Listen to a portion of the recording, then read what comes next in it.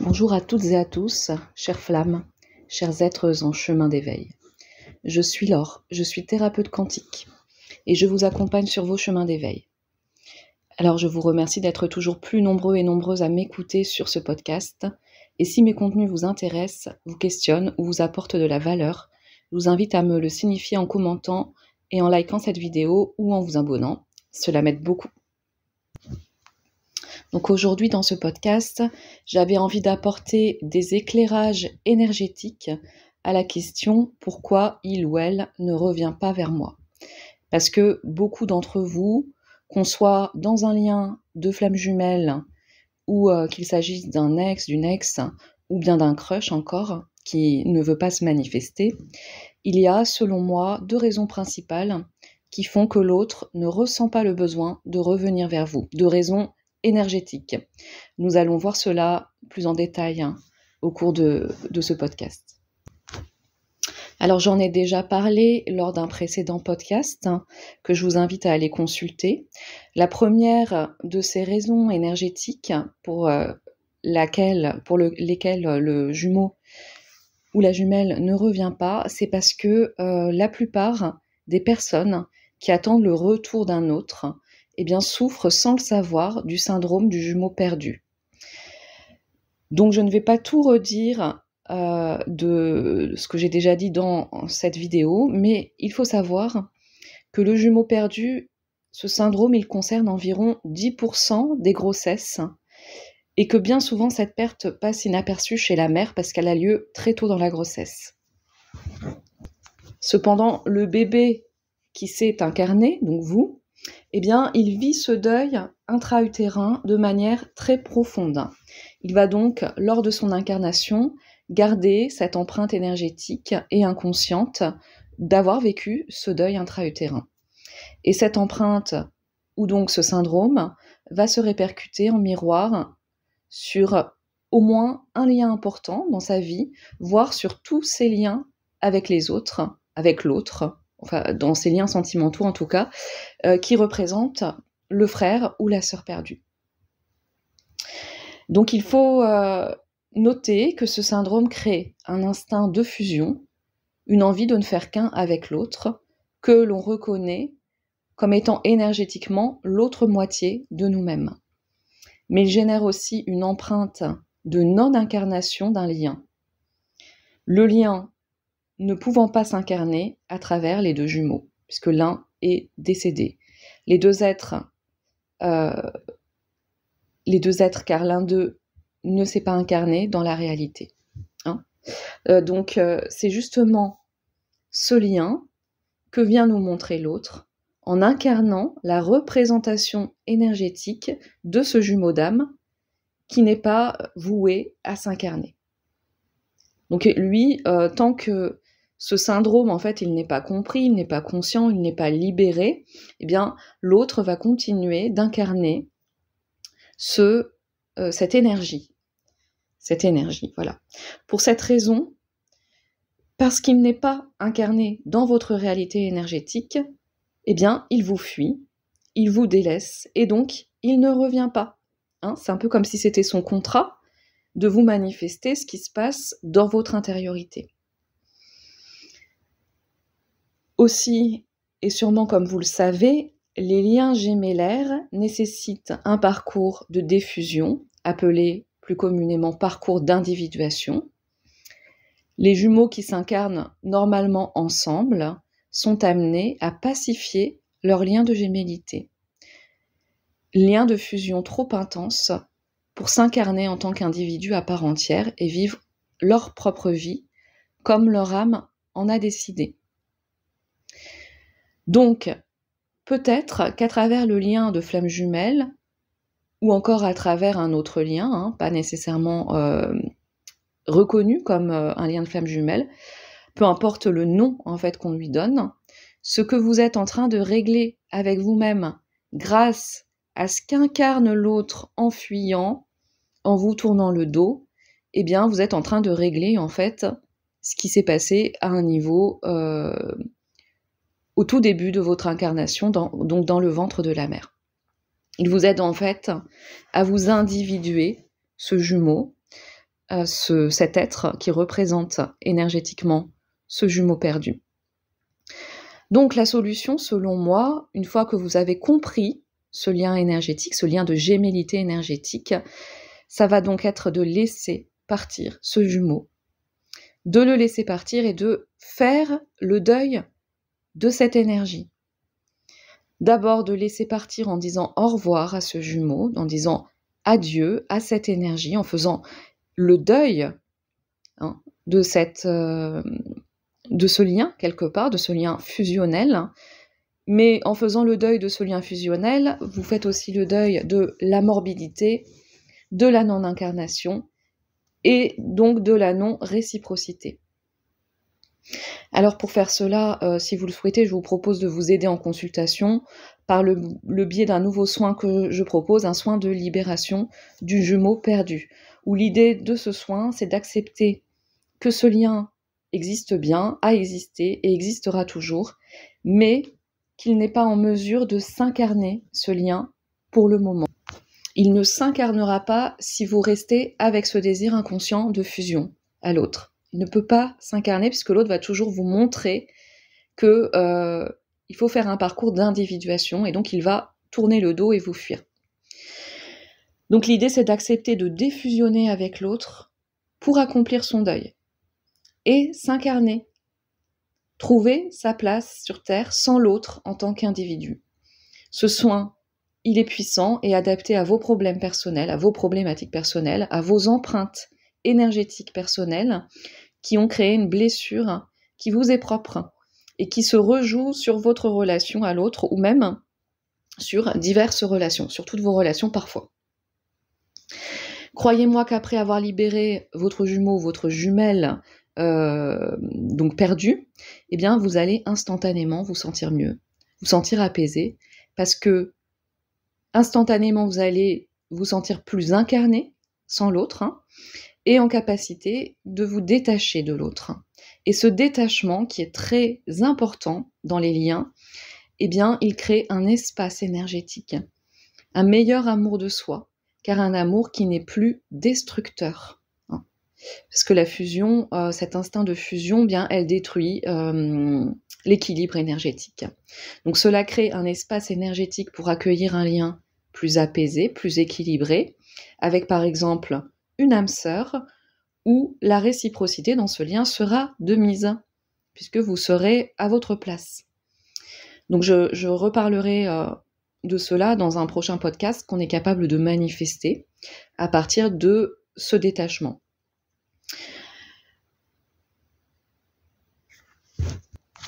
Alors si ça résonne pour vous, si vous souhaitez vous libérer de ce syndrome, eh bien vous pouvez prendre rendez-vous. Mon adresse mail est en barre de description. Ça peut vous aider à tout simplement vous sentir mieux à travers votre lien de flamme jumelle ou vos autres liens, des liens sentimentaux. Donc maintenant, je vais aborder la deuxième raison qui, selon moi, pour laquelle, selon moi, eh bien, l'autre, vous ne lui permettez pas énergétiquement de revenir, parce qu'il s'agit bien de vous, en fait, qui bloquez l'énergie. Donc, je vais un petit peu plus encore aller dans le lien de gémellité, à travers le syndrome du jumeau perdu. Et donc, la deuxième raison énergétique, selon moi, qui fait que l'autre ne revient pas, et qu'énergétiquement, eh bien, vous êtes underdog. Ce qui fait référence en français, parce que c'est un mot anglais, underdog, ça fait référence en français aux relations entre chiens, ou dans certaines relations canines, eh bien, l'un qu'on appelle overdog va prendre le dessus sur l'autre qu'on appelle underdog. On peut traduire ces termes plus communément par dominant, overdog, et dominé, underdog. Mais tout se passe dans l'énergie. Donc, dans l'énergie de l'underdog et de l'overdog. Ce sont des énergies qu'on incarne, malgré nous, quelque part. Vous le savez peut-être, dans les couples de jumeaux de sang, il y a souvent ce rapport de dominant et de dominé. Moi, j'ai déjà connu des couples de jumeaux où il y avait un des deux qui prenait un peu le pas sur l'autre, surtout en tant qu'enfant, en fait.